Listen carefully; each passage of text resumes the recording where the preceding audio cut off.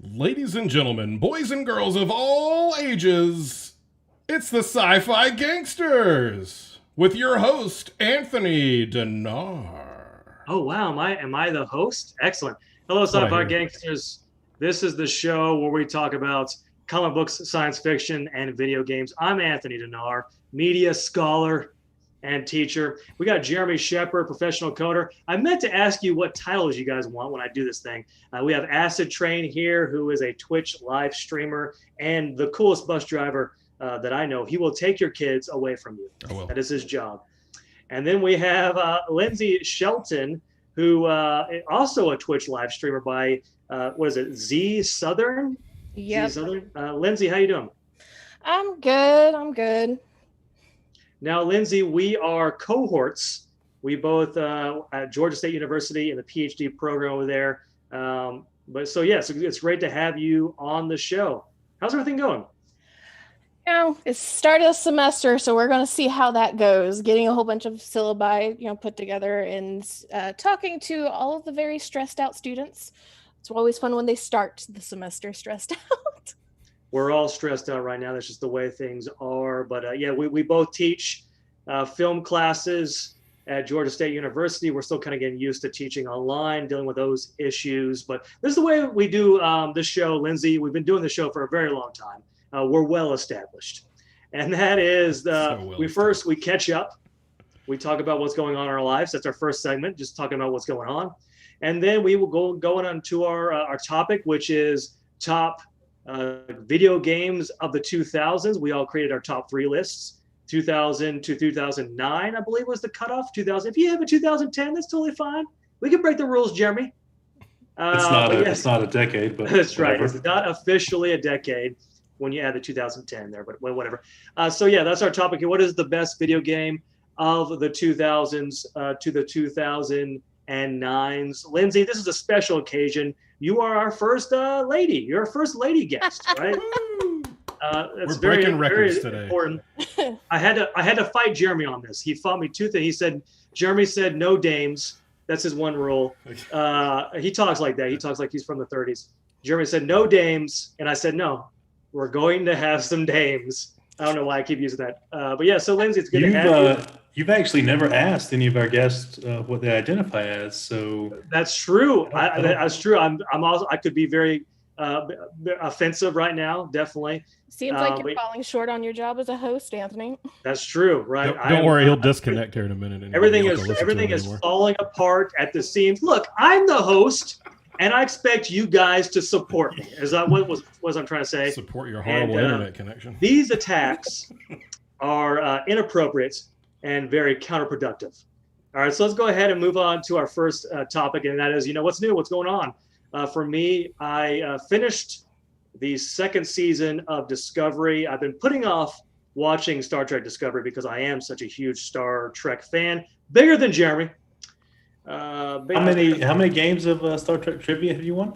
Okay, so Jeremy has famously beat me frequently when we played. Was it Star Trek? Trivial Pursuit. Trivial Pursuit.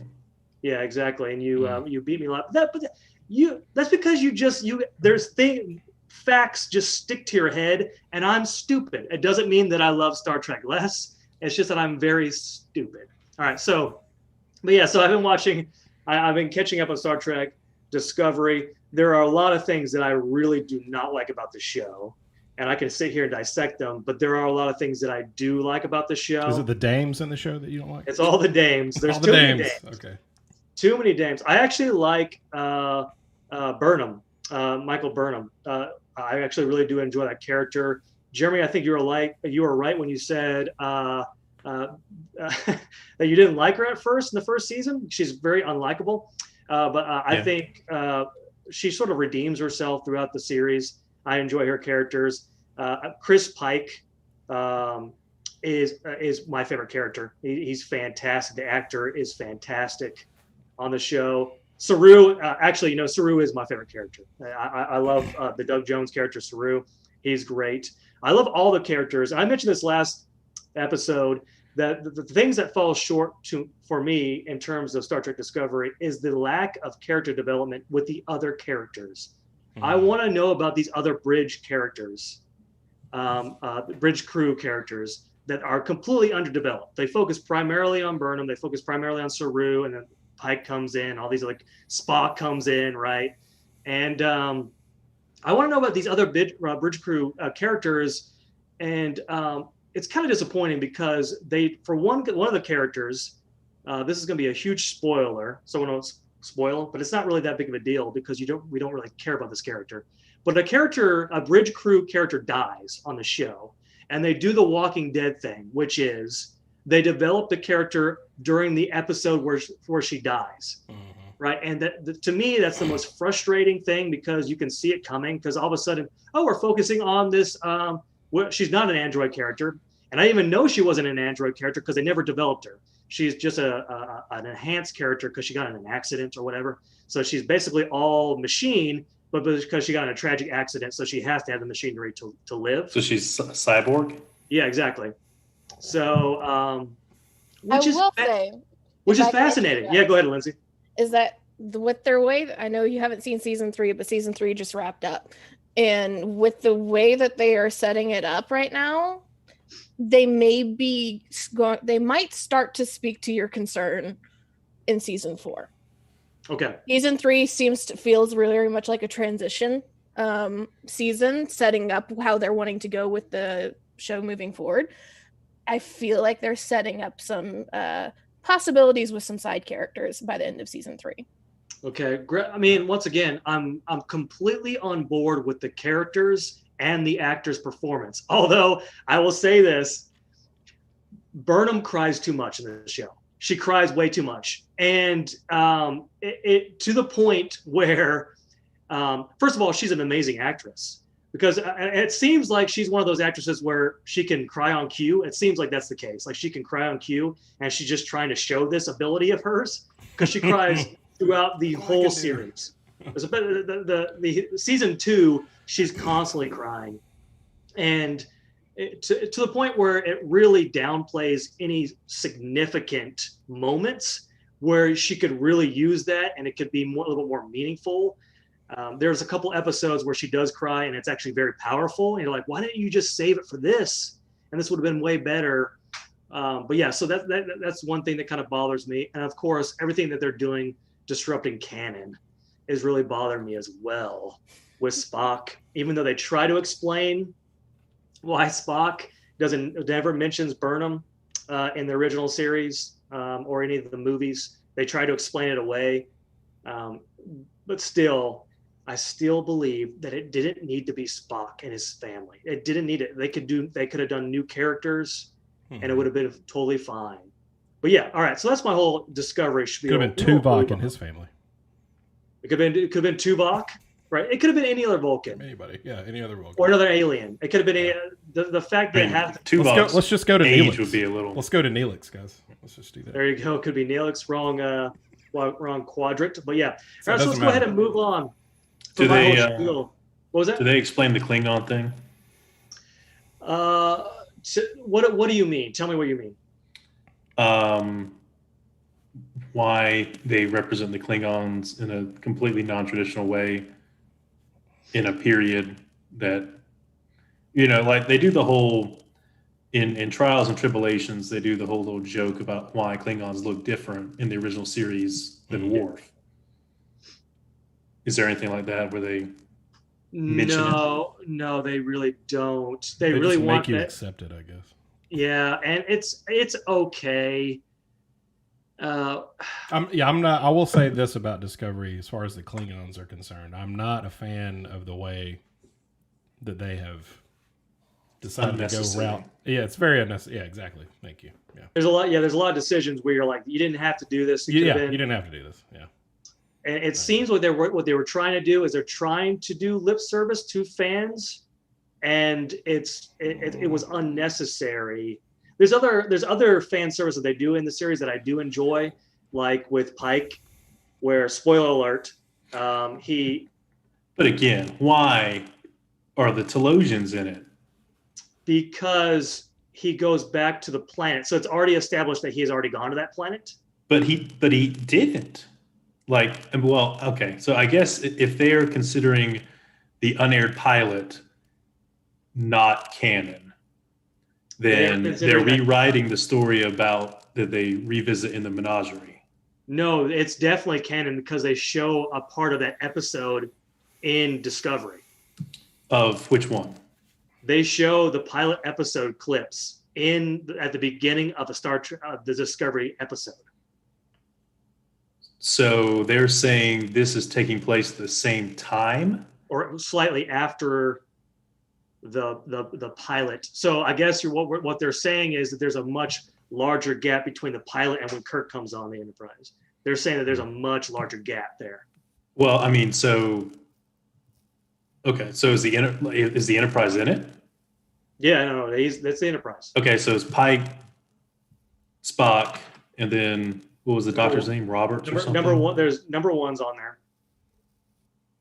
But yeah, it's interesting because with the time crystal, we're spending way too much on this. With the time crystal, by the way, time crystals is kind of stupid. Anyway, so Klingons apparently have a bunch of time crystals for some reason. As they run the Final Fantasy series. When Pike touches the time crystal, he sees his future and he sees himself in his state, like in that one episode where he's like in that little, he's crippled or whatever.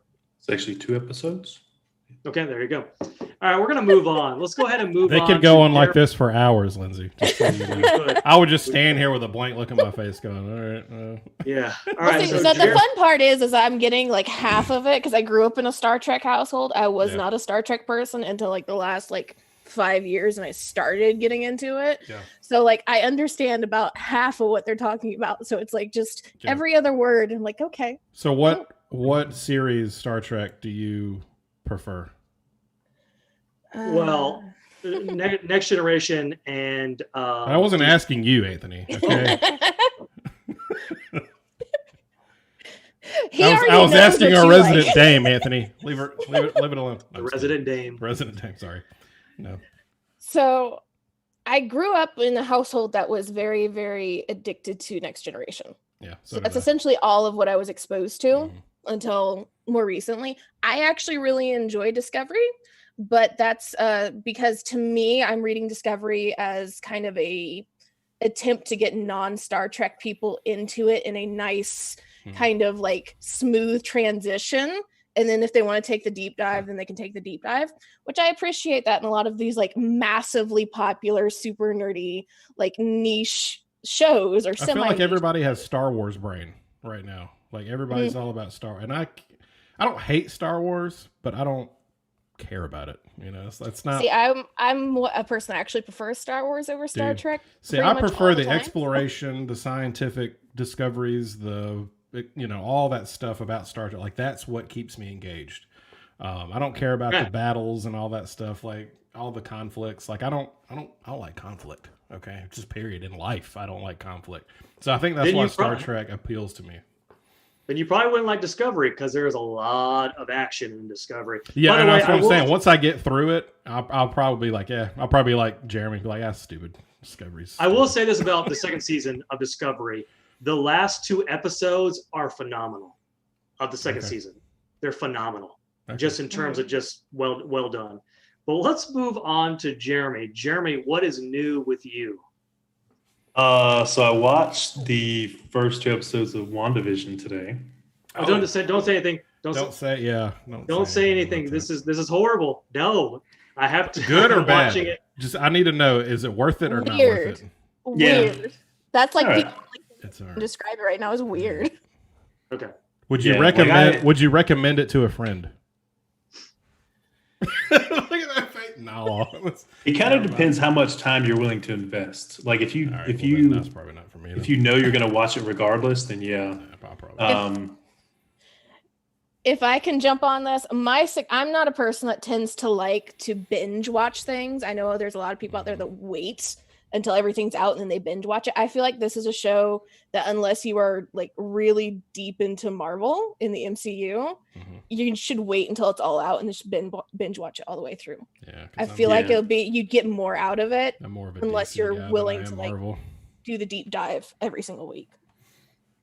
Okay. Yeah, and I kind of grew up watching shows that it's sort of the first couple episodes anyway are kind of loosely, you know, based on like those late 50s and, you know, 60s, like sitcom kind of thing. So I kind of enjoyed that. But even by the end of the second episode, I was like, all right, you know, let's get on to something. But we'll see how it So goes. that's good to hear. It's good to know that I'll be disappointed with the first 2 episodes. Thank you, Jeremy. Thank you for that. What else is going on with you? What else is new? Let's see. Since last week, that's pretty much it. So that's pretty much it. Okay, excellent. We'll go ahead and move on to AcidTrain. Acid, what's new?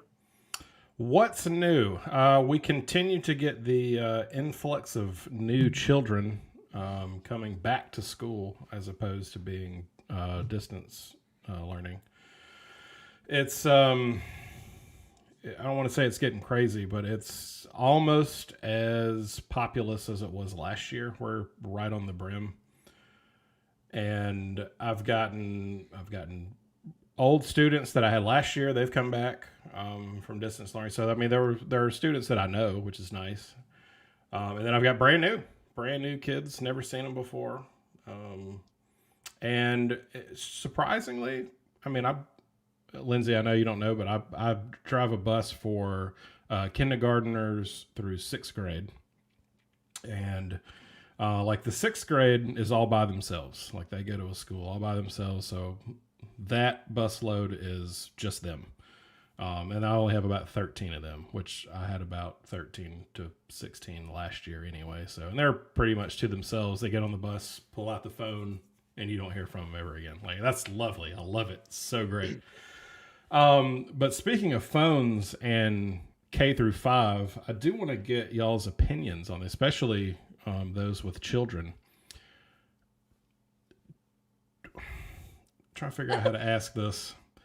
Do you, Anthony, I know you have children. So when your children... When a mother and a father love each other very much. Don't make me come over there. I know where you live. When your children go off to, you know, 1st, 2nd, 3rd grade, whatever, are you going to get them a cell phone? I have no idea. Haven't even thought of it. So like right now, would you, like if you had a 3rd grader, would you say, "Here, son, have a Samsung Galaxy S12"? I would probably try to find some sort of phone where it was just a phone. There are phones like that I know of. Of course, this is coming from somebody who has like minimal contact with children ever. I'm just talking about a phone in general. Like, why does a 3rd grader need a, like when I was in 3rd grade and I was riding the bus, there were no phones. Why do all of a sudden do we need one now? There wasn't even the internet back then. You're right, yeah. Like, why do we even have this now? Like, I don't get it. Like, it causes problems with the younger generation, I think, at least from what I can see. I only see them for 20 minutes a shift, you know. So, but I mean, they're Minecrafting it or TikToking it or whatever it is. And I'm like, do y'all really need to be on this stuff? Like social media, aren't you too young for this? Like, aren't you damaging your brain cells by doing this? Like my oldest has a phone. I think 7th grade. She rides a bus as well. And she has no social media whatsoever. There is no TikTok. There is no Facebook. There is no nothing. She can call people, and only people that we approve, so like her friends and grandma and, you know, us and that kind of stuff. But there is no social media. Like, we don't even do social media. The only reason I have social media is for my Twitch stuff. Like, that's it. Like, I don't personalize my social media. But that's my rant. My oldest. I can get you a stick to shake and yell at kids. Yeah, I need a cane. Kids, put your phones down. Yeah, so my oldest is still in kindergarten, so I haven't really thought about that. He's still. I mean, he has a tablet that he watches shows on and everything, so we're still kind of in. Does he have his own Facebook page? He does not have his own Facebook page. All right. Will he have one soon? He will not have one soon. Okay. All right. Thank you, Anthony. All right. Well, there you go. AcidTrain. Oh, and also, Anthony, I did want to let you know that the wheels on the bus, they do go round and round. Yeah. I just want to make sure that we're staying. I know you like to be constant. I wanted to let you know it didn't change from last week. Yeah. If things change, if they change, I'll let you know. The windows on the bus, they go open and shut still. No, they go up and down. They go up and down. Oh yeah, it's up and down. Don't forget about that. The two buttons on the side, you just push them. Okay. Yep. All right, fantastic. We got that in there just to anger Jeremy because we make that joke every episode. Let's go ahead and move on to Lyndsey. Well, what's new with you? Oh, not much. School started again, so I'm getting all of my students in a row, hopefully, and seeing how that turns out. Just spending the time, the same as I have for the past month, it seems. All of my free time is getting sunk into essentially Assassin's Creed Valhalla. Assassin's Creed is just an addictive game series, and then it makes my little completionist heart happy that I get to spend hours and hours and hours doing random crap in that game. And if I'm not there, usually League of Legends, trying to work up the ranks on that again. It's been a very long time, so it's a very slow process. So I have a question for you then. Yes. Valhalla or Odyssey? Which one's better? I prefer Valhalla, but that's largely because I really like Vikings and Norse stuff. Yeah. For me, essentially, if I like the time period of the Assassin's Creed game, I like the game. I'm not super picky about the deep lore and stuff with Assassin's Creed. Yeah. Because it just gets weirder and weirder and more convoluted. So it's just like, yeah, at this point, if it works, if there's not a whole bunch of bugs and I like the era, then it's a good game. Yeah, I agree. Although I feel that's why I prefer Odyssey for that reason. Like, not because of what the game is, just because I enjoy that lore better than I do. Valhalla is still a phenomenal game. Don't get me wrong, but Odyssey was where it was at for me. Like, I could live in Odyssey right now and be completely happy. Yeah, I think I'm a little bit strange because it's like Valhalla and then like Origins and then Odyssey for me for like the recent ones. Okay. But that also just kind of speaks to the horrible state of video games in some ways, that the bar is set so low for our AAA games. Like, does it work? Does it look okay? Cyberpunk. Is the storyline something that I can kind of follow? If yes, then it's a successful AAA game. That's why World of Warcraft will never die. It works, and it's pretty intriguing most of the time. Well, there you go, playing a bunch of Assassin's Creed. That's where you're an assassin. Is that correct? And you kill people. No, that's when you're a member of the band Creed and you go around killing people. Oh, is that what it is? Mm-hmm. Yeah, you just smack them with the guitar. That's how you win. Yeah, you just bash people with a guitar. Oh, that reminds me of a game I played as a kid. You were trying to like work your way up playing. This is well before Guitar Hero or anything. But you're trying to like work your way up to join Aerosmith, and like the pinnacle of the game was you got to play a rock concert with Aerosmith. If we're appreciating like rock music in like games and stuff, have any of you played Brutal Legend, Jack Black's game? I was just about to say Brutal Legend. So worth it. Awesome. So worth it if you're into rock or if you just like Jack Black. It's just go on Steam. It's like $5. Let's go buy it. It's worth it. Completely worth it. Brutal Legends. There you go. Those are fantastic games. I've been playing a lot of. I'm still playing Madden. Yeah, he talks about Madden all the time. Yeah, we're playing Madden. He plays sports games. It's all about playing the Madden. I used to play NCAA, but that was about as sporty as I could get. I don't care about. Now, do you play Madden just because there are no other football games to play, or do you actually keep up and watch the NFL? No. I keep with the NFL. I play fantasy football. See, I can't do that.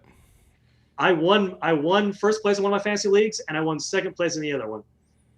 So I'm very good. MVP Anthony Denard quarterback is going for. I feel like at this point, with how the NFL is set up, and this is going to get me blasted, but like the best way to enjoy it is through fantasy football. Mm-hmm. And like if you don't do fantasy football, then there's not a whole lot of like point to it in some ways. I would not watch it. Maybe if Atlanta was better, maybe I could. Maybe I would jump on the Atlanta bandwagon, but right, yeah. I would not watch the NFL if it wasn't for fantasy football. Atlanta will never be better. Sponsored by unfortunately. Budweiser, guys. There you go. Sponsored. There's a beverage for you there. There you All go. right, so let's go ahead. Let's move on Official to our first beverage topic. of the Atlanta Falcons. They drink it before every game. That would explain a lot. It All right, really so would. so let's go ahead and let's start our first topic. So today's topic is, what is the best video game of the 2000s? We created our top 3 lists.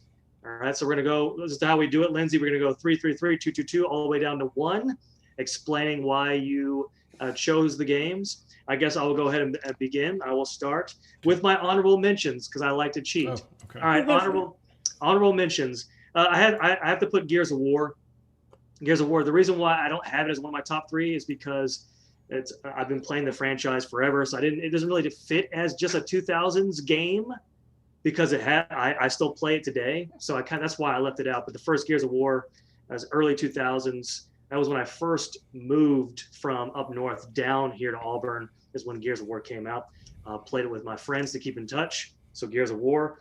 Tony Hawk Pro Skater 2. I did not skateboard at all. I never even stepped on a skateboard, but I played the crap out of this game. I think everybody else did too. If you still are itching to play some Tony Hawk, they actually just remastered that. They just remastered it? Yeah. NCAA, obviously. I put Red Faction on there. NFL 2K1, which is at one point when it wasn't just Madden who had football games. And then I put Indigo Prophecy on there. It was a fantastic game. But yeah. Don't make that face. That was a good game.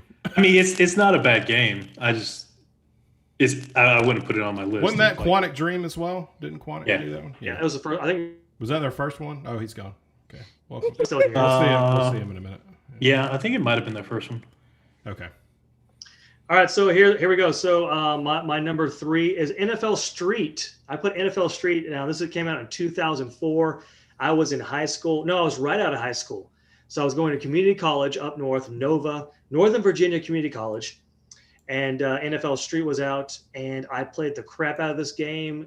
It's sort of the next step from NFL Blitz, as I know we've talked about this before. NFL Blitz, the arcade game, whereas this like unrealistic, hyper violent, crazy mechanics.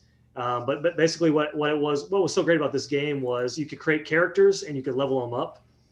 And then you would essentially make a team out of pro NFL players, and they all had different abilities and everything. But it was a whole lot of fun because it was kind of ridiculous. The gameplay was so ridiculous, but it was kind of fun as well. And you could level up your characters. You could make your own football team as well. And then you could, around 2004 was when people were started playing online more often. This is the time when like it became a little more common to play online, where it wasn't just like kind of buggy and not worth it. So you could create your team, and you could play other people.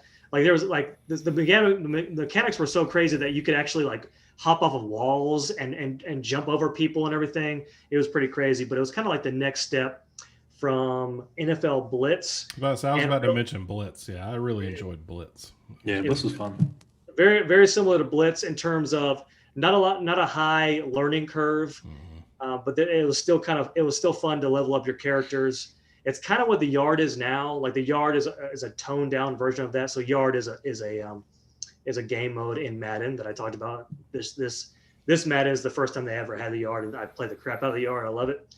But yeah, because of that, I put NFL Street from 2004. That's my number 3. All right, so let's go ahead and move on to Jeremy. What's your number 3? Okay, so this was like, I mean, a decade is a very long time for games. So this was tough. So I had to sort of make some rules for myself. So I only chose games that launched what I consider some of the best franchises, essentially. So that throws out like other great games. So like Escape from Monkey Island, GTA 3, Fallout 3, all great games. Knights of the Old Republic. I thought GTA 3 was 2004. Yes. Yeah, it still fits though. Yeah. Okay. You just said it ruled it out. So like it's not the first one in the series.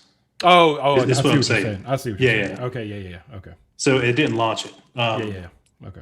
Yeah, so like Knights of the Old Republic, God of War, Deus Ex, Witcher, all great ones that did not make the top 3. So my number 3 is Uncharted. Great game. Great game. So it launches this Indiana Jones like character, Nathan Drake, which is about to be turned into a movie with Nathan Fillion. No, Nathan Fillion would be the perfect choice. They chose the kid, Spider-Man. Yeah, Tom Holland. Yeah, Tom Holland. They did do, however, just throw this out there, a fan-made movie with Nathan Fillion, if I'm not mistaken, for Uncharted. Yeah. Where he's like stealing something from somebody's house. Mm-hmm. Yeah. Like if they could have done it 7 years ago, Nathan Fillion would have been perfect. He was too busy doing Castle. That's true. Did you see the episode in Community where Nathan Fillion makes an appearance? Have you seen that one where he's like a janitor or whatever? It's probably one of the funniest Community episodes where he's a janitor and he's there. He wants their porn blocker to be unblocked. he's like, how can we clean when we're dealing with this? And he shows like the block. It's pretty great. But yeah. Nice. Is that one of the later seasons? Yeah, it's the one, not the latest one, but it's the one where people start leaving. Yeah. But yeah, so and like Uncharted 1 is probably the last sort of edition they put out there, might be the weakest in the series, but I think 4 is probably the best game in the series. But Uncharted 1 was still a good game. They're consistently good throughout all of them. And it launched it, so that's why it's number 3. Yeah, that's definitely a good one. I played one of them. I can't remember which one it was, but it was one of those games where you're when you first start playing it, you were afraid that there's going to be a high learning curve and you're not going to know how to play it. But it's very intuitive how to play it, especially like just climbing the walls and everything. It was a whole lot of fun. I definitely enjoyed it. But yeah, I agree with that. All right, Acid, your turn. What is your number 3? There are a lot of these that I wanted in my top 3. Like I said, I'll go through some honorable mentions. World of Warcraft was 2004. I still play it today, but it originated back in 2004. And like Jeremy said, GTA 3 was also one of my honorable mentions. Fallout 3, one of the better Bethesda games, in my opinion. I mean, I love the Elder Scrolls series, but when they brought that first-person Fallout RPG, I mean, I played it for hours. I loved it. Resident Evil 4 was a phenomenal game that I probably beat it 3 or 4 times. I loved it. And Shadow of the Colossus, if you ever played it, that was a fantastic game as well. But, I was looking at all your lists, and of course I know all your lists because, I had to put them in here. But no one mentioned this one, and this one's my number 3. I went with Halo. Halo was a game that, originated on the original Xbox. And, you could just bring your friends over and just go to town with multiplayer. Like, it was so much fun. And as much as I don't play first-person shooters anymore, Halo has a special place with me. Just because, back then, I mean, again, there was no social media. There was no all this online presence. It was, hey, Chad, come on over and let's play some Halo. Let's do it. And you'd get to LAN parties together and that kind of stuff. And Halo did a phenomenal job with that. So I don't know if you guys ever played much Halo growing up, but that was, and I really wanted to put that at number 1, but once we get to number 1, you'll see why I picked number 1. But Halo was definitely special to me. So. Yeah. So the reason why I didn't put Halo on there, and actually this was kind of a strategy with my top 3, is I deliberately did not choose franchises that are still around today because I guess just my thinking was I wanted to pick 2000-y games. So games that were around in the 2000s and are not really around anymore. Well, that's why I didn't. And, and going off of that, yes, Halo is still around. However, the Bungie Halos are no longer available. which is very sad. I hate what Microsoft did to them. And I really hope that they don't do this to Bethesda, because Bethesda is also another company that I hold dear to my heart just because of Fallout and Elder Scrolls. And they're about to make Indiana Jones. Yeah, and I don't want, like, I think this is a good move for them because Bethesda's had so many problems over the last several years, and I think that they need this influx of cash to come in, which we can talk about this some other time. But I just hope that Microsoft doesn't tick them off so much that they want to leave. So, but yeah, definitely Halo is great choice. I played the crap out of that game. Yeah, and I mean, Bungie's done a phenomenal job with Destiny. I mean, I'm not a huge fan of Destiny, but I have many friends that play Destiny, and I've played it too, but it's just not something I can get into. But I mean, I think Bungie's doing okay for themselves right now. All right. Excellent. My first real job, I was working in Bethesda, Maryland. Does that apply to anything? I used to commute to Bethesda, Maryland and work for the National Library of Medicine. But anyways, moving on to Lyndsey, what is your top three, or your number three, I should say?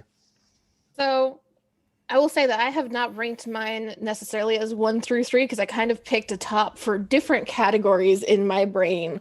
Because I kind of hate y'all for inviting me on for this specific week because the 2000s is just a very dense time period for video games.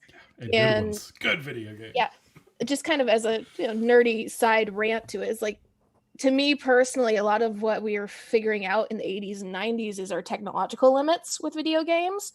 In the 2000s is when we're trying to figure out, okay, how do we make this artistic? How do we push these limits? How do we start to manipulate what we now know are our boundaries?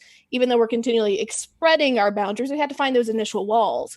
So like the 2000s is just really, really hard. I do know some of like the same ones that have passed through my head as kind of, I guess, honorable mentions have already been said. I actually really considered putting Halo in the top. I have a very, very long history with Halo. That was how I met my first gamer friends, was through Halo.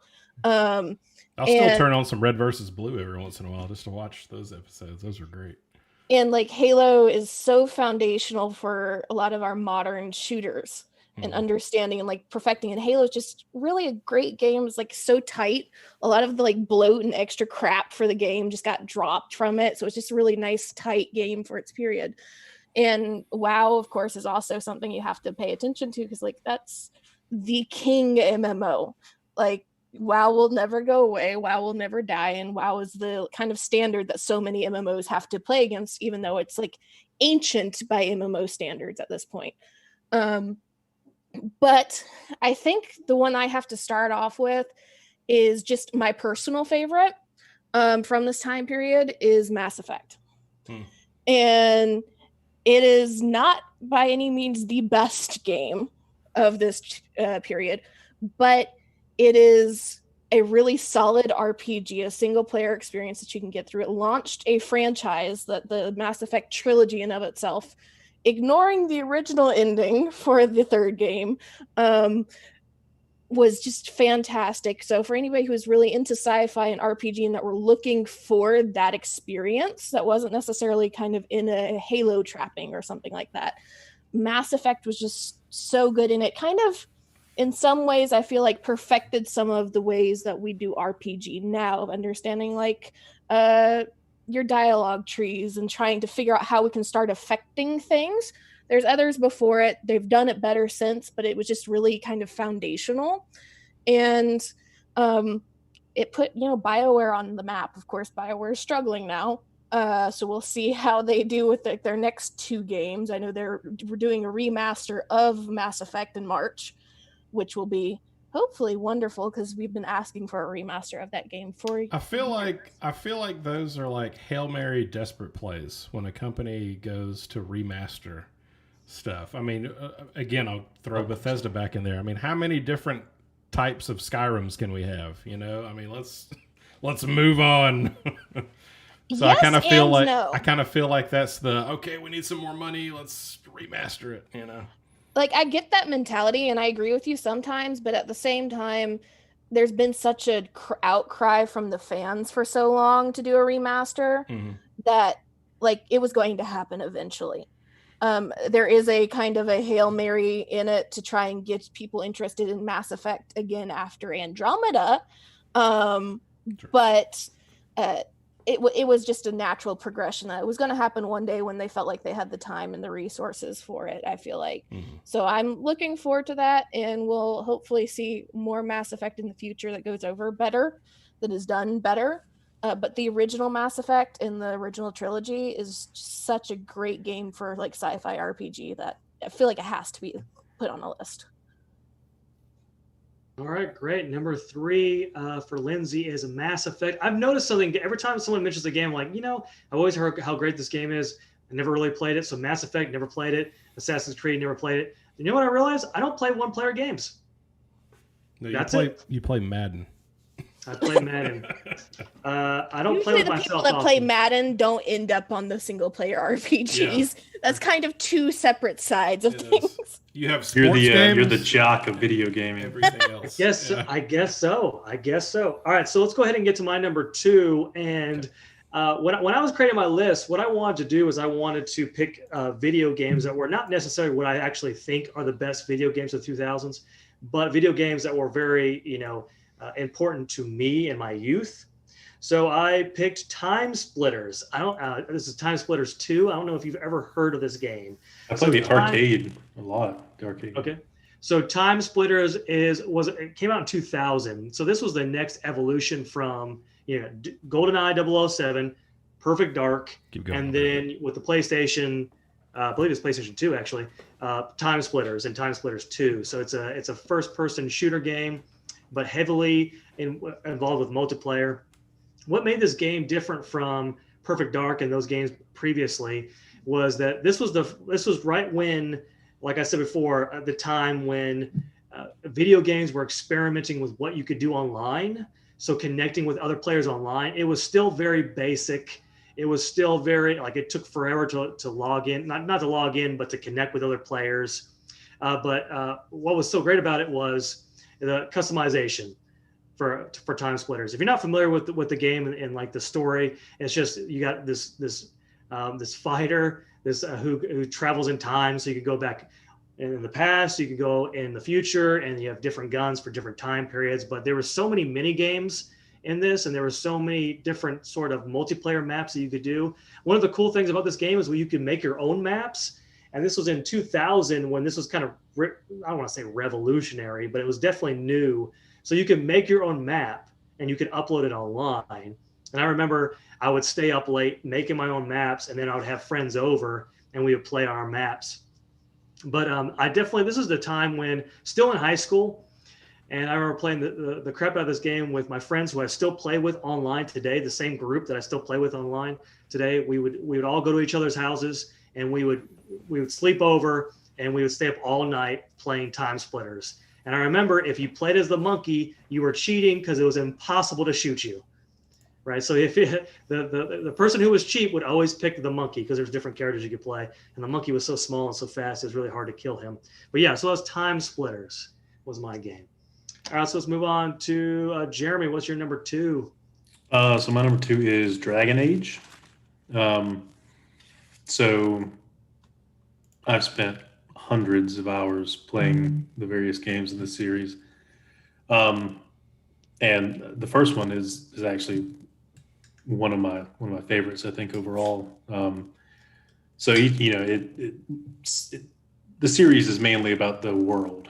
So each game you play somebody different, and you can sort of choose to have some of your choices flow through between the first game and the second game and everything.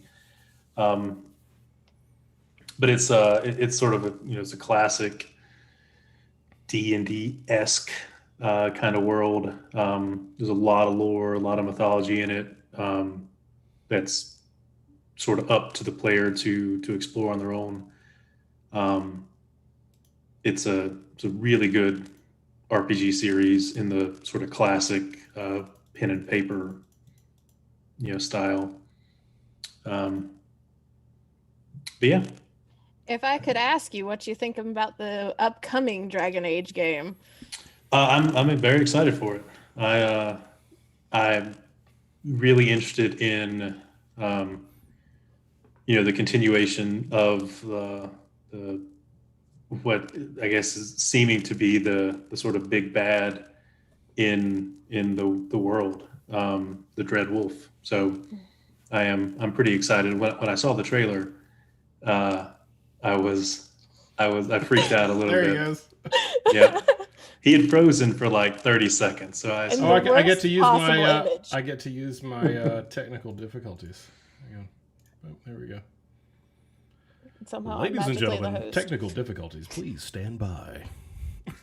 We We could. will get Anthony back very shortly. I love this. Have you seen any of the concept art for Dragon Age that's starting to come out now? I don't think so. Oh, it looks interesting. I'm kind of worried. I've seen some concept art of Teventer because that's apparently where we're going to be. It seems like they're trying to push a little bit out of the medieval and feel a little bit more modern, which could be really, really good or really, really bad. So I'm a little scared for what might be happening in the next little bit. Yeah, I mean, modern in like they just use magic in everything they do, or like a steampunky kind of It modern. looks like potentially might be a little bit more steampunky. It's a lot of the concept art for the city, and it feels more kind of a steampunky, like in some ways almost even cyberpunky with how the magic is looking incorporated into society. Yeah. Of course, you can never trust your concept arts this early out. Yeah. But just seeing that that's even what's going through their head, I'm interested to see how they're potentially pushing this franchise out of its, like you said, kind of D&D medieval-esque beginnings where we're just like in the middle of the woods in Thedas, now going into these big cities and stuff. So we'll see. I'm a BioWare apologist, so yeah. Have you seen a release date for it? I'm assuming like 2023-ish. yeah, I think it's like a 23 or 24 is what they're talking about right now, because they're just now diving into like the early production, I think. But you never know with the world right now, and of course, as we've learned with Cyberpunk, sometimes your release dates just need to be ignored to get your good game out. Just take a few extra. Yeah. Months, just take a few extra months. It's not gonna make it. It'll make people mad, but it'll be worth it. It's okay. Yeah, I feel like BioWare's better about delivering a tight package and then adding DLC later. Like CD Projekt Red did the same thing with Witcher 3. Like when it first came out, it was just a buggy mess. I would say yes, that BioWare is, but with the influence of what's EA that owns them now or whatever, that's where you have your issues, because that's what happened with Anthem. Oh gosh, yeah. Yeah, Totally forgot about Anthem. Oh, the trauma of Anthem has made BioWare fans just forget. Totally forgot about that. And to me, just having played through that a little bit and watched that game and seen the issues around it, it just reeks of EA bullshit. That BioWare, at least the BioWare that I know and love and try to apologize for, would not do. I feel the same way about Blizzard. The Blizzard that I know and love now reeks of Activision. Like I just can't. Like World of Warcraft is a fun game, but it's if Activision had never been involved, it would be an entirely different game right now. An entirely different game. So I guess that brings us into your game. I'll go to my number 2 while we wait for Anthony. I now have a trifecta screen, so I have that plugged in now. So we have the backup for when Anthony goes off. Oh, there he is. Oh, maybe. Oh, there he is. And he took his shirt off. Nope, that's just a pink shirt. Never mind. Just kidding. My computer just froze. Okay. I don't know what the heck is going on with my technology. There we go.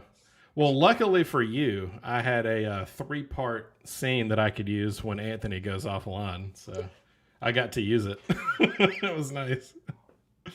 Excellent. But yeah, I was just about to talk about my number 2. Go for it. All right, so my number 2, let me find it over here again. And Jeremy touched on this for about a half a second.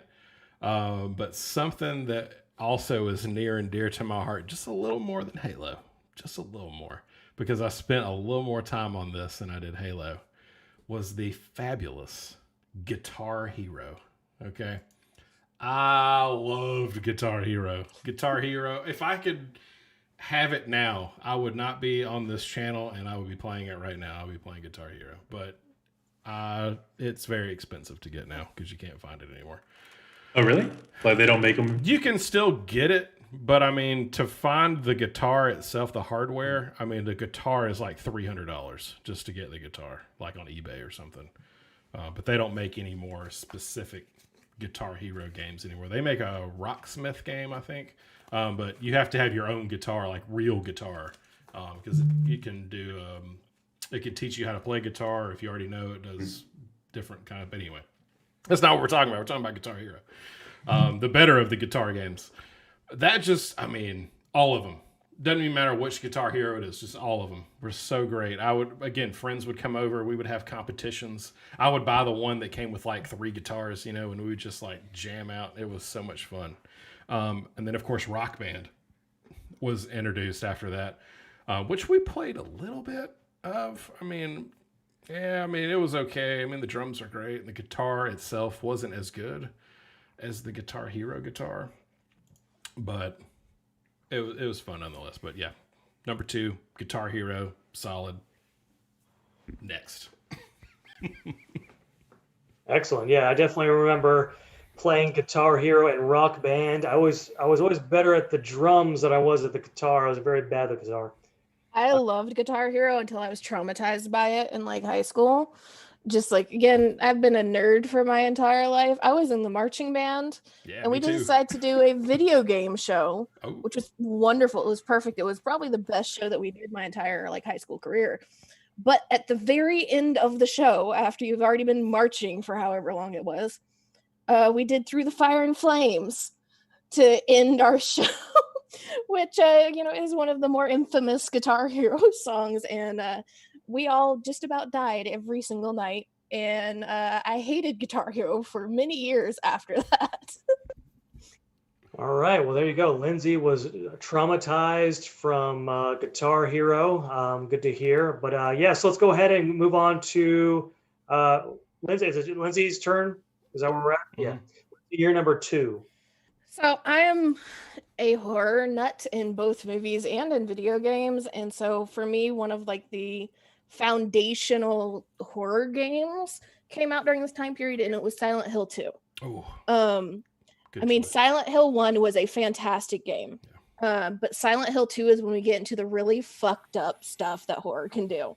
And this is when you start having like the psychological stuff being introduced and really like deep dived into with all of the early horror games. And even to this day, Silent Hill, got some really questionable games after that. And we're not going to talk about the movies ever. But the Silent Hill 2 game was just phenomenal, from the setting to how they're how the mechanics were working through it, the psychological design of all the monsters.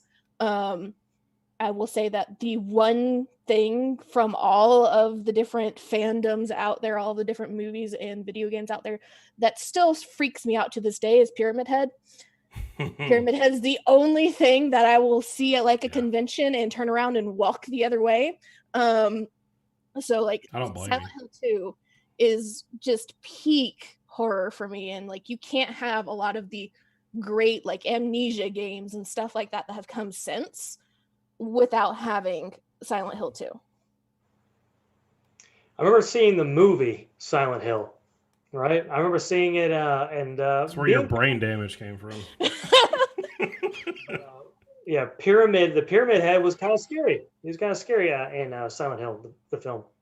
The Pyramid Head in the films are laughable. The Pyramid Heads in the games are so much worse. Of course, this is also just another side tangent of mine. I played these games way before I should have. I was way too young back in the days where it was like mom sending you off to like the video game side of Blockbuster of like pick whatever you want and then not paying attention to what you actually picked up. That's how I got exposed to Silent Hill, of being like really small and like walking over, this looks fun, and then putting it in and realizing what it was. So that explains a lot about my horror fascination as an adult now. But the just the design and what they were doing with Silent Hill 2 just pushed horror in video games so much further, and it's just perfect. All right, well, there you go. Silent Hill is Lyndsey's number 2. Let's go ahead and move on to our number 1s here. And my number 1 is, I deliberately chose a game that's not around anymore, but I remember is so integral to my childhood. This is Twisted Metal Black, is the game that I chose. Did anyone play the Twisted Metal franchise? Yeah, I did. So Twisted good Metal games. is a car battle royale game, and each car had their own special ability. But what was so cool about Twisted Metal and in the previous games, which came out in the late 90s, was that each character had a backstory. So when you're playing through the game, you're learning, and so each character is attempting to, essentially get a wish, right? And the main, I don't even remember, is it Calypso? Is the main bad guy's name or something like that?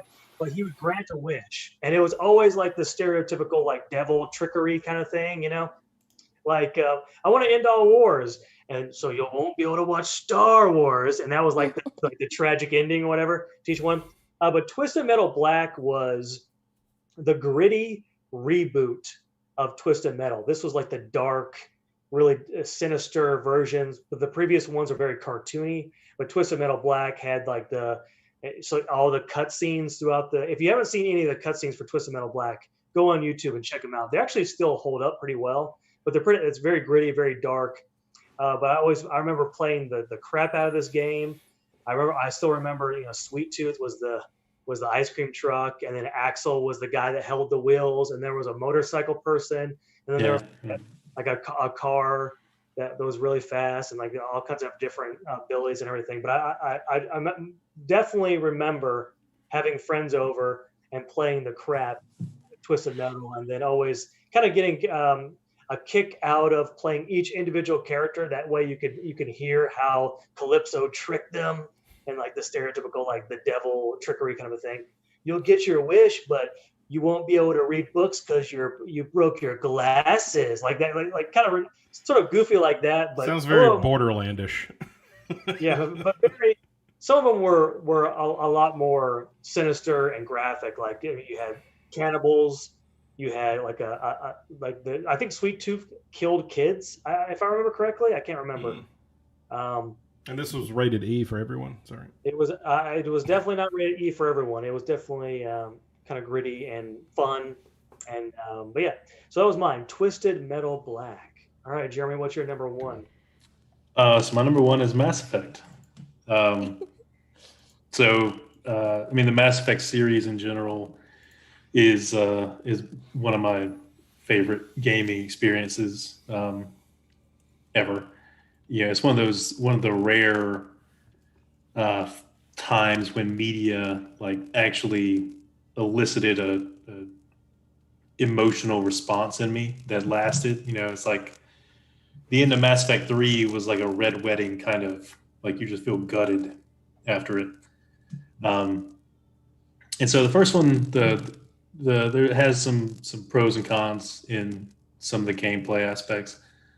I think the gameplay got a little better in the second one, but I still love the first one. I played it, I don't know, 6 or 7 times at least, and it launched a great universe, and which we were talking about before, but hopefully it continues on. So they got Legendary, and they've sort of teased a new standalone Mass Effect game. So I'm hoping I actually didn't mind Andromeda. I thought it got worse press than it deserved. But yeah, I'm hopeful that it'll come back and there'll be a new series of it. But it's what started the whole thing, so it's my number 1. All right, there you go, Jeremy with Mass Effect. Acid, what do you have for your number one? All right, this game. There are only a certain games that you play once. They're the most epic game you've ever played, and then you try to play it again, and it's just not the same because you already know. This game also, in my opinion, kind of started. I don't want to say a trend, but it started. I don't know how to say this PhDly, but you don't look at first-person modes the same after this game. The storyline was solid, and I think it defined every first-person anything that came after it, and that is Bioshock. Bioshock, if you've never played Bioshock, you have missed out, because Bioshock, not only was the story phenomenal, you had a good RPG aspect, you had a little horror aspect going on, you had a little magic, if you want to call it that. It wasn't magic, but you had that type of gameplay. You had guns, you had melee weapons, you had a little team member with you eventually. I mean, it was just, you had puzzles. I mean, a game that wrapped it up all in first person mode, and you never knew what was going to happen. Like the first time you go through it, you had no idea what was going to happen. Not a clue.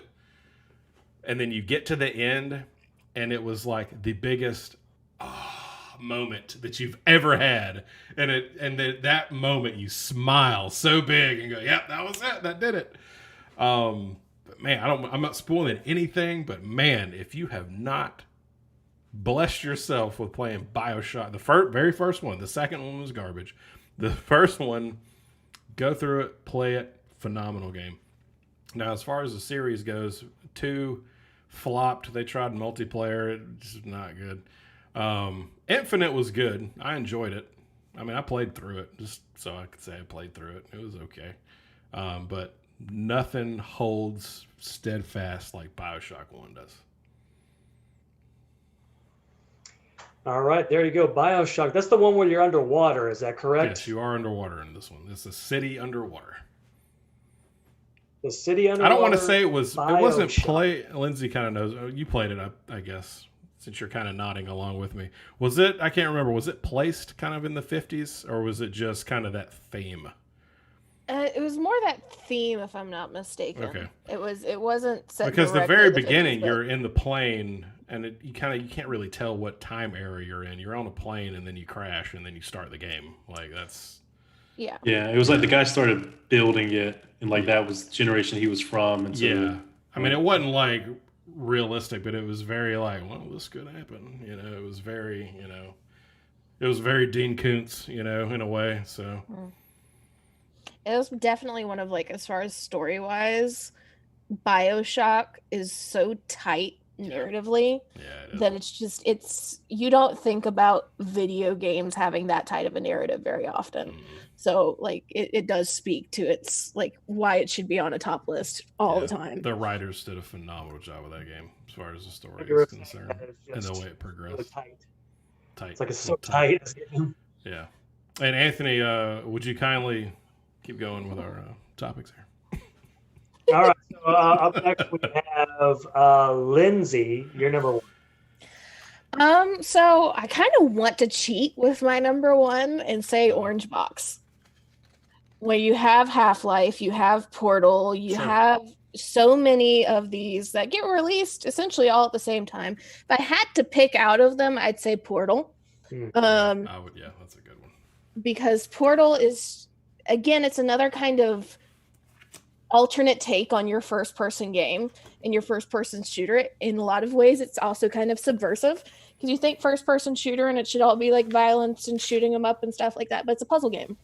It's using your portals, finding alternative routes. It's all about, kind of perfecting your gameplay and your thinking a lot. And it has some of the best just comedy dropped into the middle of it that you have to appreciate, especially if you're kind of the dry, almost British humor type person is what you get a lot of out of Portal games. And there's a reason why so many people go back to it. So many people go back to it for multiplayer, to be able to play with a friend. I feel like you have to include Portal because it is, as far as a puzzle game, it made puzzle games interesting again. It did. You lost when you started hitting really good, solid RPG and first-person shooters. Puzzle games disappeared, and then you have Portal, and Portal seems to reignite. Say, look, you can do different things and make it interesting. You can tell these stories and make it interesting. Of course, there's other puzzle games that you had like that are good during this time period too. But the most well-known one that I feel like most people ended up being influenced by is Portal. So cheat answer, Orange Box, but if I had to pick one, Portal. Yeah, Portal was a fantastic. What I loved about Portal was that it was so satisfying when you solved it, especially when you got to the later ones where you kept getting frustrated, like, what? How do I solve this thing? But yeah, it was definitely, and every puzzle it never felt like they were unsolvable. Like you never felt like you had to go online to get the answer. You felt like, okay, eventually I'm going to get this. I just need to keep working with different things. I remember Portal 2 was fun because it was a 2-player game, so you had to work together to solve the puzzle. So I remember we were playing Bryce, Jeremy, you know Bryce. I remember we used to play, and we would say, all right, I'm going to do this, and then you do this, and then like we would try to figure it out together. And it was always like a competition to see who figured it out. I was like, man, I want to figure this out before he does. But yeah, it was definitely a whole lot of fun. It's also one of the most entertaining kind of adult tip of like, if you want to have a bunch of friends that are kind of tipsy and you're trying to figure out a Portal game, that's always really entertaining too. Yeah, definitely. Definitely a good choice. Portal, fantastic. All right, that's our top 3. What's your top 3? Comment below, and don't forget to like and subscribe. All right, so we'll go ahead and move on to trivia. Acid. Okay. So Lyndsey, this is the third part of the show where we just do trivia, right? And where I will lose every time. I will lose because I'm not very smart. I'm not very smart. I always tell people when they say I'm in a PhD program, they're like, "Oh, you must be pretty smart." I say, "No, I'm just well read. I'm not very smart." That's what people never understand about PhD students, is just that we store a lot of random stuff from reading. We don't know anything else. Nope. Well, we have 8 questions, and then a question where the answer will be a list of things. Our categories Is the last one going to be like a Harry Potter again, and I'm not going to be able to answer? It is not. You know what? I would love if it was Harry Potter. There was only one Harry Potter one. We did that one last week. But I actually picked the last question for you, Anthony. Okay? And you will see why when we get to it. But right now, we have 4 topics. Sci-fi and fantasy. Comics and video games. Science and technology, and then just straight up geek life. And Lyndsey, since you are the resident guest, I'm going to let you choose the first category that we give to. I guess we'll start with the comic books and video games. Stick with the theme of this episode. All right. Sounds good. We will go. We've been writing it down, but you don't have to. I think at this point, if it's multiple choice, I'll read those and just give me your answer. We'll go on the trust thing here. So, when The Incredible Hulk was first published, what color was the character? Was he green? Was he gray? So we already did one. Oh yeah, we're gonna do multiple choice. Was he green? Was he gray? Was he red? Or was he blue? Give you a second to think about it here. I think we all know it. Anthony seems pretty confident. So we're gonna start with Anthony. Anthony, what color was he? He's gray. Okay. Lyndsey, what's your answer? Gray. Okay. And Jeremy. Gray. That is correct. Everyone gets a lovely point In the lead. for Three-way Gray. tie. All right. Congratulations. Our next topic is science and technology. Get ready, because it's going to get rough. What is Wi-Fi also known as? A. Microwave networking. B. Omni networking. C. 802.11 networking. Or D. Ether networking.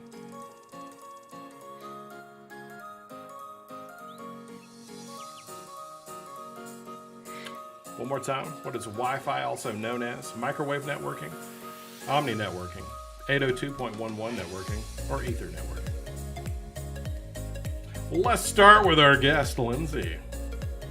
This is the wrong one to What do you start got? with me. you Guess got? I'll say 802. I Okay. know nothing about the internet. All right. Anthony, what you got? This is also going to be a guess. Sure. I'm going to go with the last one. That was D. The Ether networking? Ethernet. Okay. And Jeremy? 802.11. Okay. The correct answer is 802.11. So Lyndsey and Jeremy both get a point. Anthony, God, falling behind early, man. You're falling behind way too early. Okay, you can't do that. All right, Anthony. I wish this was just a bit where I was purposely. That was what it was. Sure was. All right. What is the name of the customer service desk at the Apple Store? Honestly, myself, I've never been to an Apple Store because We just answer. yeah, there is no multiple choice here. So give you a second to think about it. What is the customer service desk called? Or sorry, what is the name of the customer service desk at the Apple Store? And of course, we will start with J-Dog, as he likes to be called. J-Dog. No one calls me that. The Genius Bar. What was that? Genius Bar. Genius Bar. Okay. Lyndsey. Genius bar. Okay. And Anthony. Genius bar.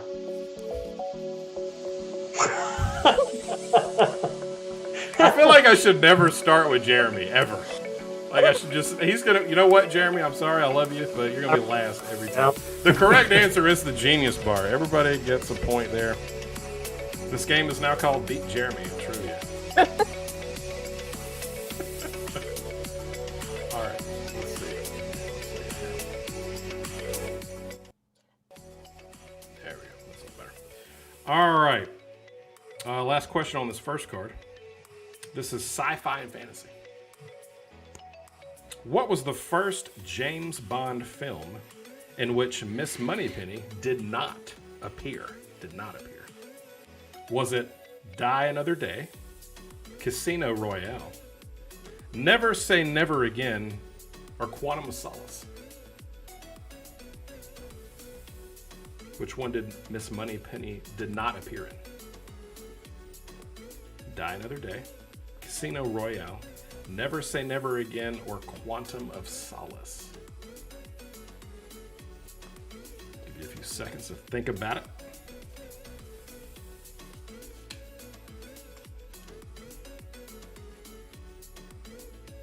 And Anthony, what you got, bud? This is a guess, but Casino Royale. Okay. Lyndsey. I'm gonna go with one of the only two movies from the 007 series that I've watched and say Casino Royale as well. Okay. And Jeremy. Totally guess. I'm gonna say Never Again. Okay. The correct answer is Casino Royale. Anthony and Lyndsey, you both got a point. Congratulations. Lyndsey is ahead by one. Does it say resident guest? I don't remember the guest one. There you go. was there another Casino Royale movie? Like, was the Daniel Craig one a remake of a previous Casino Royale? If it was, I don't think it was called Casino Royale. Yeah, I was about to say that because I've seen all the old ones with like Sean Connery and all that. Like I don't remember one being Casino Royale. Yeah. Okay. We'll go sci-fi and technology. In what bell-bottomed year was the first Dungeons and Dragons game published? 1965, 1968, 1971, or 1974? In what bell-bottomed year was the first Dungeons and Dragons game published? 65, 68, 71, or 74? Lyndsey, we'll start with you. I'm gonna get this so wrong, and I'm gonna get killed for it because I play Dungeons and Dragons. I'm gonna say 71. Okay. Anthony. I also said 71. Okay. And Jeremy. Think it's 74. Okay. The correct answer is 1974. Jeremy gets that one. It's now tied with Lyndsey. Anthony, you fell behind again. I'm disappointed. If you don't get the very last question, we're gonna have issues, buddy. Oh no. Sounds All like right. you need a new host It at is. that point. We will. We'll have to cancel Anthony and get LeVar Burton. I mean, it's If gonna have this, to happen. if this is going to be the thing where everyone's just making fun of me the whole time, so be it. Play more video games. All right. Speaking of video games, let's go to comics and video games. What game was the Game Boy originally bundled with, arguably contributing to its early success? Was it Super Mario Land? Was it baseball? Was it Dragon Warrior 1 and 2? Or was it Tetris? Could it be Game Boy bundled with to make it a huge success? Super Mario Land? Was it baseball? Dragon Warrior 1 and 2? Everybody remembers that, right? Tetris. I'll give you a hint. It's not Dragon Warrior. Okay, let's just go ahead and get that out there. Oh yeah. I'm just gonna nip that one right now. All right. All right. Anthony, what you got, bud? Tetris is my guess. Tetris is your guess. Might be a bad one. Lyndsey, what's your guess? I'm saying Tetris as well because I know about that Tetris mania that happened. All right. Jeremy. Tetris. Tetris. God, y'all are so on point. It was Tetris. Everybody gets a point. Well done, everyone. All right, I'm trying to stump you guys now. In 1956, the year Anthony was born, how much did a 5 megabyte IBM hard drive cost? Was it $500, $5,000, $50,000, or $500,000? An IBM 5 megabyte hard drive. 5 hundo, 5 thundo, 50,000, or 500,000. Wait, what? Thundo, 5,000. Sorry. Okay. 500, 5,000, 50,000, 500,000. All fives. Okay. We'll start with Lyndsey. What's your guess? I'm gonna say 5,000. Okay. Anthony. I'm gonna go with the largest number, 500,000. Going big. And Jeremy, who has the correct answer. 500,000. Oh. The correct answer was actually $50,000. Oh. What year? $50,000. 1956. I don't think there was like anything that was really costing like 500,000 for like a little piece during It was 56. a tiny little piece for 5 megabytes. Well, it was not tiny at the time. It wasn't tiny at the time. It is now 5 megs for 50K. Goodness gracious. Okay. Be interested in the source for that one. Yeah, it doesn't tell me that. Sometimes they do, but it doesn't say this time. Well, just because I know there was some storage at the time that was in the millions. So Wow. I mean, I don't doubt that at all. All right, and then the last question here on our categories. This is Geek Life, just straight up. So, you guys know Nerf, right? The Nerf stuff. Okay, yeah. So Nerf is not just a football. Okay, it's also an acronym. Yeah, it is.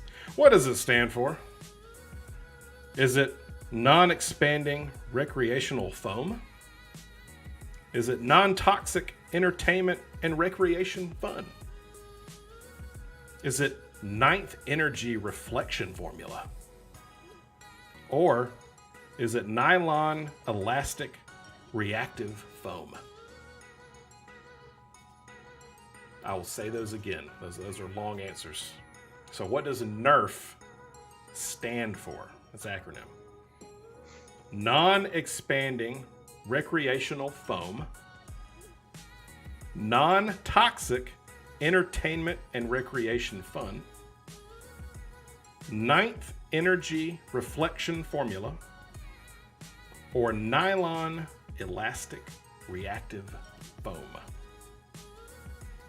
Give you a minute to think about that. Second or two. Think about it. Google it. Whatever you got to do. That's what Jeremy's doing. He's Googling it right now. You can tell. Look at his face. That's the face of a man who looked up the answer on Google. Oh, sorry. That was Anthony's face. Who we're going to start with? Anthony. I'm going to go with the, elastic foam? What's the nylon elastic reactive foam? Yep, okay. That one. All right. Lyndsey. Just because this one sounded off compared to the others, I'm going to go with the non-toxic one. Non-toxic? Okay. And Jeremy? I have no idea. I'm going to go with a nylon elastic. Okay. You're all incorrect. It is actually stands for non-expanding recreational foam. And now you know. The more you know, so now you can impress your friends if you have any when that question comes up. You know what it's called, right? Yeah. All right, Anthony. It's time. It's time for you to get all of these and take home the trophy, okay? I did this just for you. This is too much pressure. It is. I'm going to be very upset if you don't get this. It's a football question, guys. I hope you watch football. Name the members of the Big Ten Conference. The Big Ten? The Big Ten. Name them all. And if you don't know, there's 10 of them. So get you a piece of paper. I'll give you a minute or two. Write them down. Jeremy's hard at work. Look at him. He's writing them all down. He's going to get them all. I'm confusing two conferences. I don't know which one's the Big Ten. Oh, dear. That's not good, Anthony. That's not good.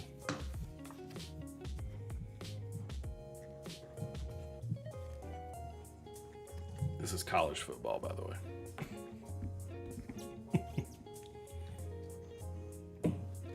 Which I understand that two of you teach at colleges. Is that correct? I actually watch a lot of football, but I don't watch the Big Ten, so I don't know who plays in it. You might know more than you think. You never know.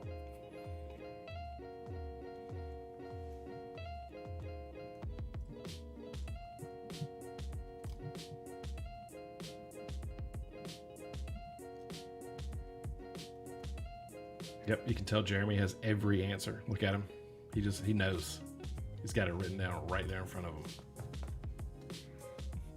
I've written 3, and I'm pretty sure at least 2 are wrong. Okay. Well, hey, that's one. You might beat Anthony with that one answer. That's a big maybe. If you do, Anthony owes us all $500 cash. Okay. Oh, no. I'm just saying that right now. Oh, no. And a steak dinner at Good Old Boys.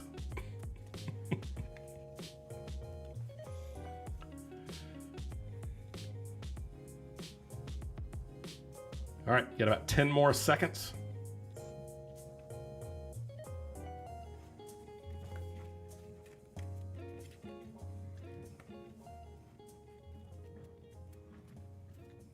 Okay, time has expired. All right. I'm hoping we're going to go on the honor system on this one as well. I'm going to name them, and then you check them off your list if you got them.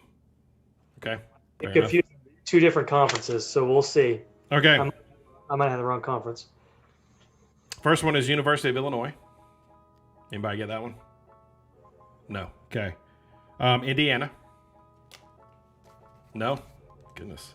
University of Iowa. I got the wrong conference. Oh my. University of Michigan.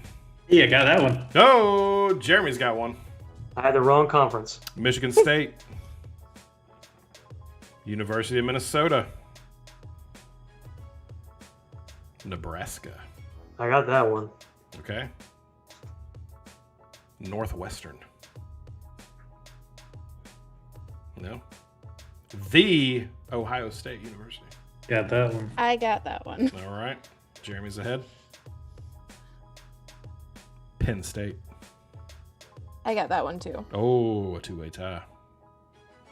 There's only two left, Anthony. I'm not feeling very confident that you're going to have either one of these. I'm telling you, I wrote down the wrong conference. Purdue.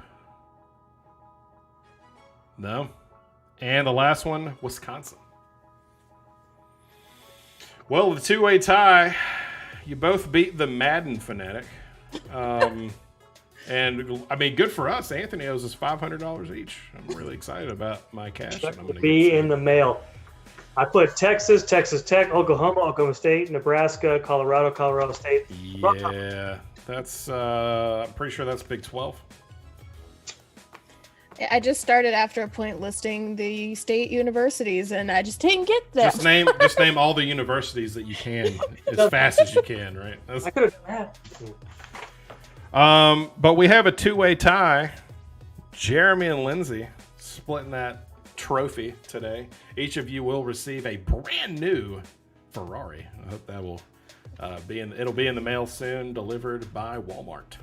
I think most rules is if there's a tie, I automatically win. You do not.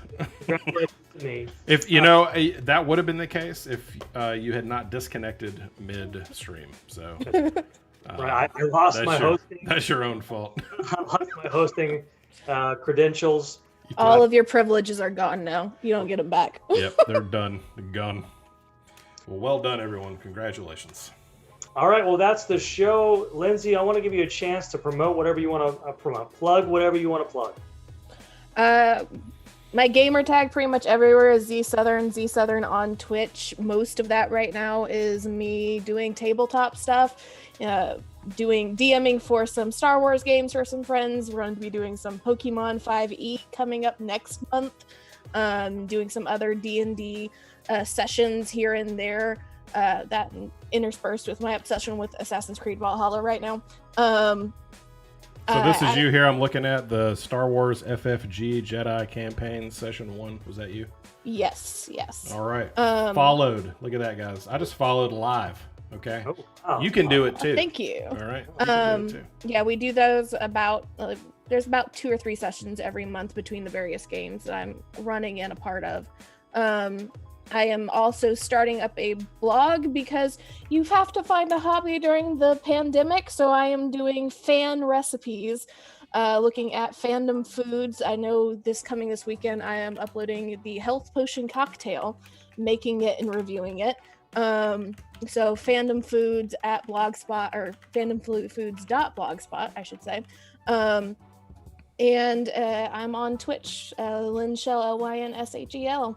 And so I'm around. I do live tweeting on occasion for stuff. I usually complain about anything Disney does to piss me off. I am talking on Twitter about it, like the questionable WandaVision and the horrible things they did at the very end of the Mandalorian season. What about Disney Night on Dancing with the Stars? Do you complain about that as well? Anthony has heard bits and pieces of this through his classes with me and work with me. I hate everything Disney with a passion. I actually carve out class time to complain about Disney to my students when they decide to bring it up. Now, is this anything like on Media Disney, or like, do you hate Disney World too? I hate Disney as a company. Just as a company, okay. Yeah, as a company, and for what they're doing to a lot of the mediascape. There's a lot of really bad results for them having the power and influence that they have, and they Disneyfy all of these wonderful new things that they are getting. All of like the Marvel, there's a lot of stuff with Marvel that Disney did that not so great. There's a lot of stuff that they've done with Star Wars, not so great. So there's a lot of, I hate Disney with a passion. Which is why Anthony didn't get any of the Big Ten stuff, because ESPN completely screwed him over. Yeah, I understand. The views expressed by Lyndsey do not reflect Sci-Fi Gangsters. We love Disney and everything Disney does. We do. Please sponsor us, Disney. Right. Don't worry. One day I will be sniped because we're in Atlanta where they do like all of their filming for MCU these days. One day they will hear me complaining in my classroom, and you will hear a news story about a random grad student that has been shot in the middle of Atlanta in a classroom because they have sniped me for complaining about them. Found with Mickey ears on her head. With a shirt that says "I love Disney" on it. All right. Well, that's our show. Thank you to everybody who's watching. Right. Don't forget to like and subscribe and comment. What do you think? Like it, subscribe it. One day you'll be able to join it and give us some money. It's gonna be good. It's gonna be good times. Excellent. Well, that's it. That's the show. Goodbye, everybody.